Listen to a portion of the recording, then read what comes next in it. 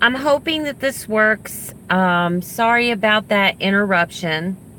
Anyway, so today's day one. It's day one of my legitimate intermittent fasting. And so for those that are new to my channel, let me tell you that I am on the keto journey. My channel is about many different things. I do some smule singing. That may or may not be your cup of tea, but I enjoy music and I enjoy singing. I try to do a lot of motivational type stuff for weight loss journeys, especially for those of you out there that are metabolically challenged.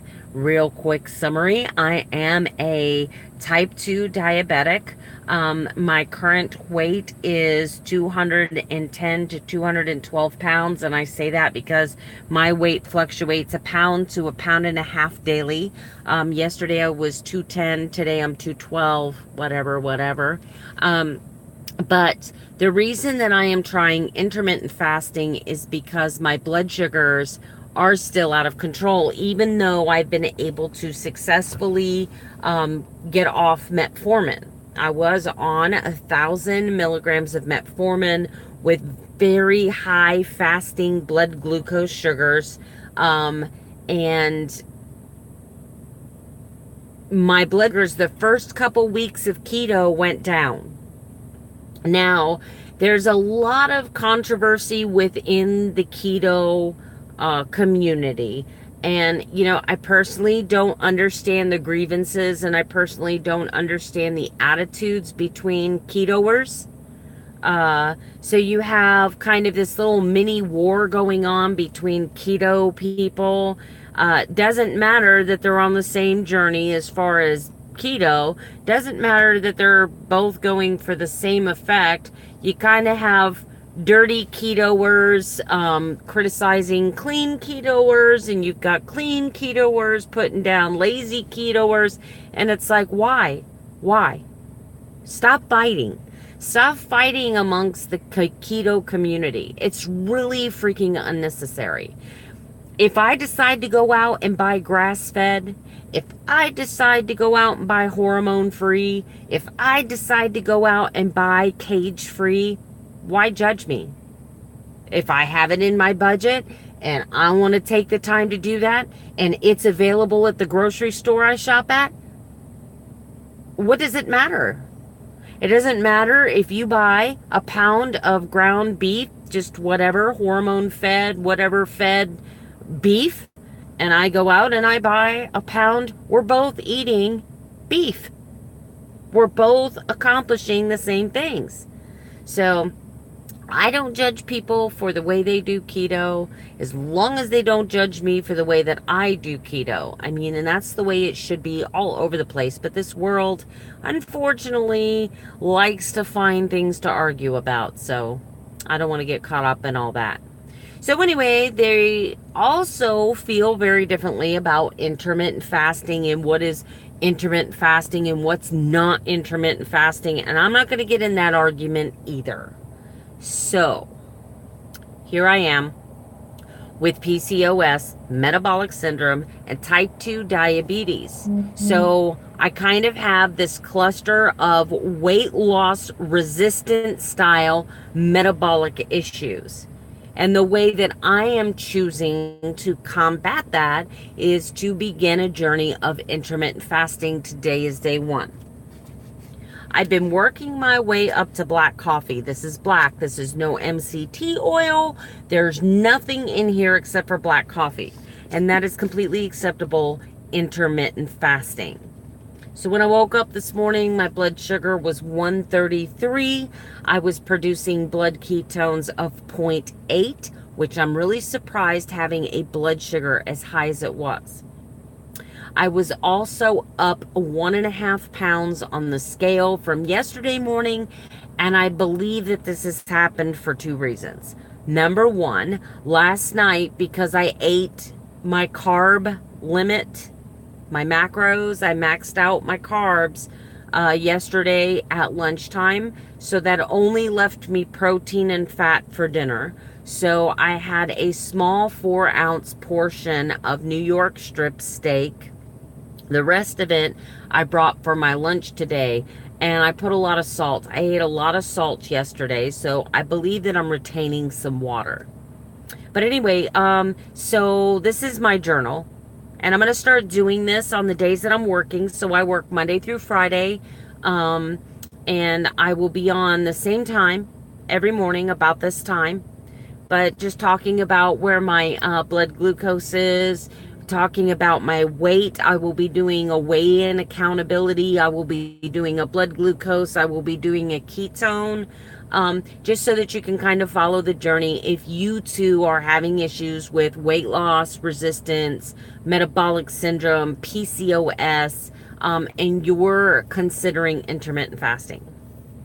Now, with that being said, I am not 100% fat adapted yet, and I know I'm not 100% fat adapted yet because I'm still having trouble with my blood sugars.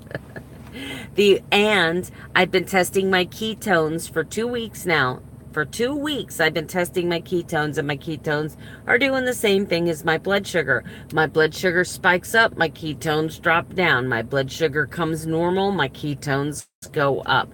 So I'm not 100% fat adapted. What does that mean for me intermittent fasting? That just means that I'm going to have to go through a transition period. The first thing I was able to do, which is a huge accomplishment for me, was to knock my coffee down to just black coffee. So I have just black coffee, and I have 24 ounces of water with just a little bit of Himalayan salt. I'm going to keep water and I'm going to keep coffee going until lunchtime. Now for my lunchtime today, which is actually my break fast. See a play on words there. I have here just a little 4 ounce of the steak that I have left over. I have a couple hard-boiled eggs for that perfect protein. I have an avocado for my potassium. And I made this wonderful spinach, mozzarella, and fresh garlic salad. So there's no dressing on that. It's just fresh minced garlic and olive oil, and of course Himalayan salt. So that is how I'm breaking my fast. I am going to start doing 2 meals a day. I'm going to do a very large lunch, a smaller dinner. My goal is 1,500 calories, which I think will be fine. Because on average, even on my lazy days, I burn about 2,000 calories. So I think I should be good there. I'm still going to keep my macros. I'm still going to watch everything very carefully. I've just begun intermittent fasting in an attempt to control my blood sugars and help my body become fully fat adapted. So how am I feeling right at this moment? I'm actually surprised that without MCT oil, I have all this energy. I was really worried about that because that was one of the things I love the most about MCT oil is the energy. But I'm feeling good. I'm really feeling good. The second thing is my stomach's feeling a little bit hungry, but my blood sugar's high, so I know my insulin levels are high. When your insulin levels are high in your blood, because your blood sugars are high, that can mimic the feeling, the sensation of being hungry.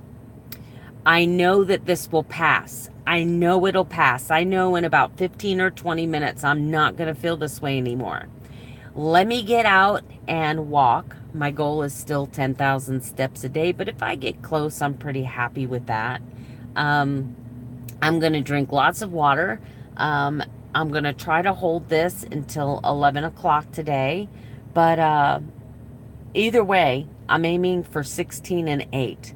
So intermittent fasting, if you're new to that term, is where you let your body fast for as many hours as possible. And the reason that you're going to do that is because it typically takes a normal person 4 to 6 hours to completely digest and process a meal. So if you eat at 8 o'clock at night, 9, 10, 11, 12, 1, 2. By 2 o'clock in the morning, that meal should be processed. You should be done digesting. All of the glucose, your glucose you've been fasting should be back to normal. And then, of course, from 2, 3, 4, 5, 6, let's say you wake up at 6 a.m., that's an additional 4 hours. So you've now been fasting. You've processed the last meal in your stomach. Your metabolism is firing up. And so your goal is to burn and deplete all of the blood glucose stores in your body before you consume your next meal.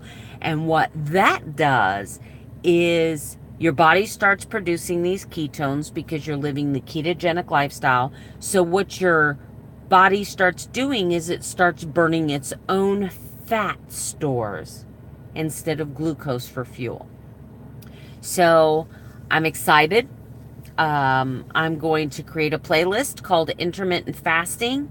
This is day 1 for me. I'm going to start coming to you in the morning before my walk, which is kind of early, but I'm hoping that you catch up with my journal a little later in the day. And I hope you guys have a fantastic day. So keep your fingers crossed for me, but I know I can do this. I know I can do this because I'm a ninja.